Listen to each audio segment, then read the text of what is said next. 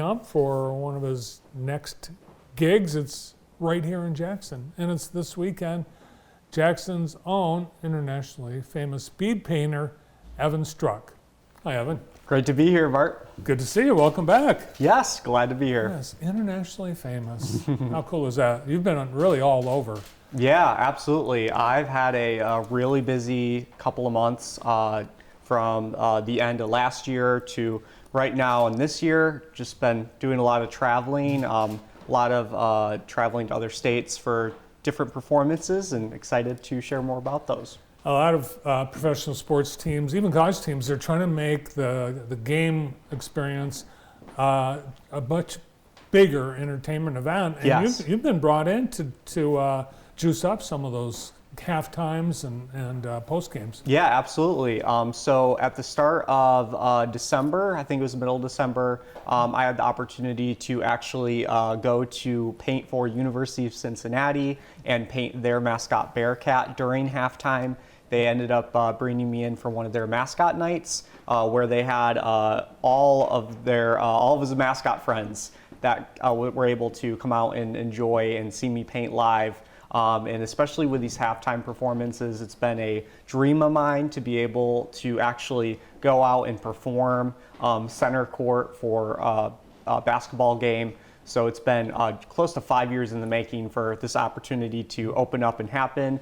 And it's super cool just to see all the opportunities that are now coming out of it for not just basketball, but now hockey and football and baseball as well. Yeah, you've got 15 to 20,000 people. Yes. For your audience. That's got to be, it's nerve-wracking.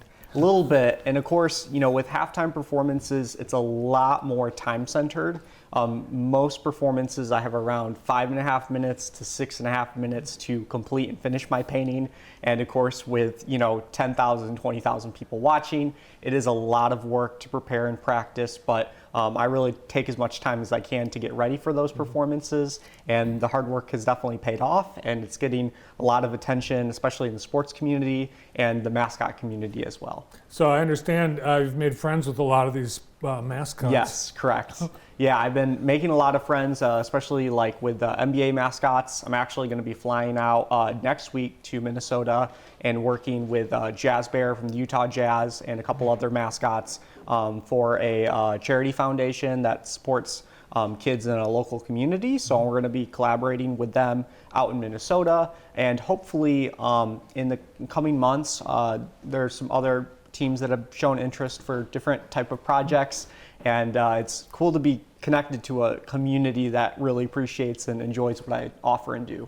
Well, it's a lot of giving back on your part too, because in addition to providing the entertainment, you do a ton of charity events. Correct. Where you donate the artwork that you created live, and yes. then ends up getting auctioned off. That happens a lot. Yeah, we actually we just booked a really big gala in April in Atlanta, and it's going to be helping pediatric care for a medical center in Atlanta.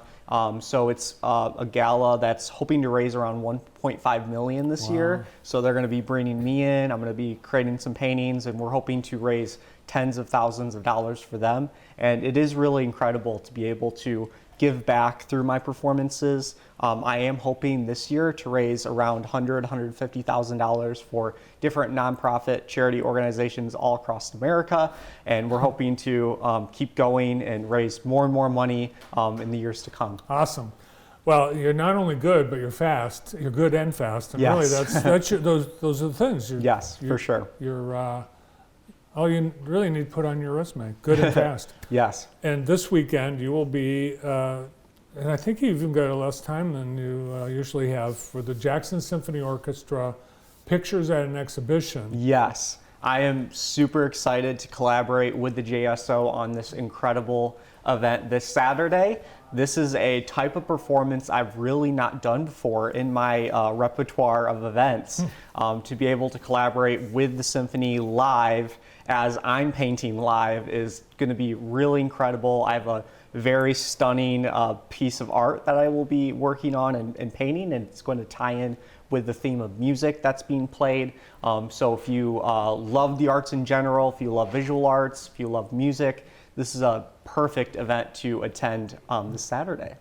Well, I first met you, you were in the 5th or 6th grade. Yes. And you were a student artist, and you were on our show because you had painted a little thing.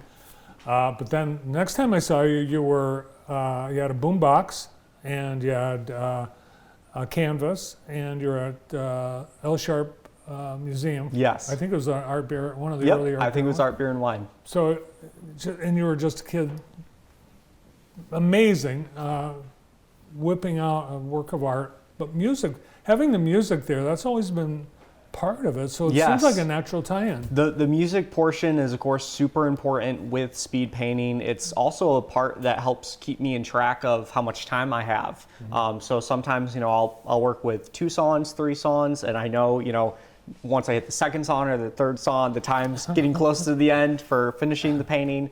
And this is going to be a show that is going to be unique, especially with performing to live music. A lot of my shows I perform to pre-recorded music that I pick out and select. So to be able to actually paint with the symphony is going to be a very unique, really cool experience. And it definitely is going to have a lot of artists very entertained by watching it, if you like music, art, or visual art. Yeah, we were talking to Matt Aubin this morning, and I asked him if, the song that they're going to be performing has a good, up-tempo, and he said no. He said it does have up and down, but it's not a solid tempo all throughout the piece. Yes, for sure. The piece is definitely unique in a lot of different forms of it. And I've been trying to, practice and choreograph the painting to the music, and we'll see what happens. But I think it's going to be a really cool experience regardless.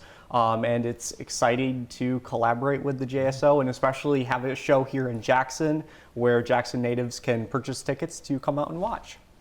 One of the most amazing works, 2 of the most amazing works that you've done, the mural of Gino and the mural of Benny. Yes. They're unbelievable. And both you did, I think, in less than 3 or 4 days. Yes, correct. And they're amazing. So permanent, full wall murals that are going to be part of this community forever that Evan created. So I'm glad we have a life-lasting piece of you in this community. I know you don't answer this question, so I won't ask it, but I'll tell you what it would have been. What are you going to paint on Saturday? Don't answer it. It's always a surprise. It's part of the big reveal. It's part of it, and you got to come out on Saturday to experience it, and it's going to be something you do not want to miss, so make sure to purchase your tickets. Have you seen the Philip C. Curtis art that's also part of the paintings and exhibition? I don't think so, but I'm excited to see them on Saturday. Yeah, it's beautiful gallery. You can see those all week.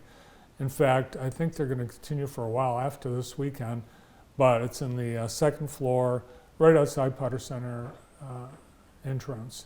So before this, the music that you typically play or paint to, it's music of your generation. Yes. So were you familiar with this piece that you're going to be performing to Saturday? I've listened to so many, of course, different types of music, from rock and roll to pop to jazz, all kind of over the genres and lines of music. But this type of music, especially for more of a symphony orchestrated piece, it is not something I'm crazy familiar with, but it is very exciting. And of course, I think this music ties in so perfectly with art, especially the Renaissance artists that created back in the day. So I'm excited to finally do a piece that really ties into this genre of music. And it's going to be exciting to see it come to life with the music that's being played. Yeah.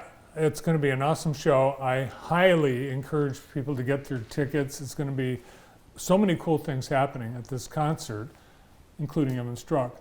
Now, Evan graduated from high school in the spring of the pandemic. Essentially your senior year got ruined, but also the launch of your career. Yes. You intended to go out and do these performances with crowds and crowded places, and suddenly that couldn't happen.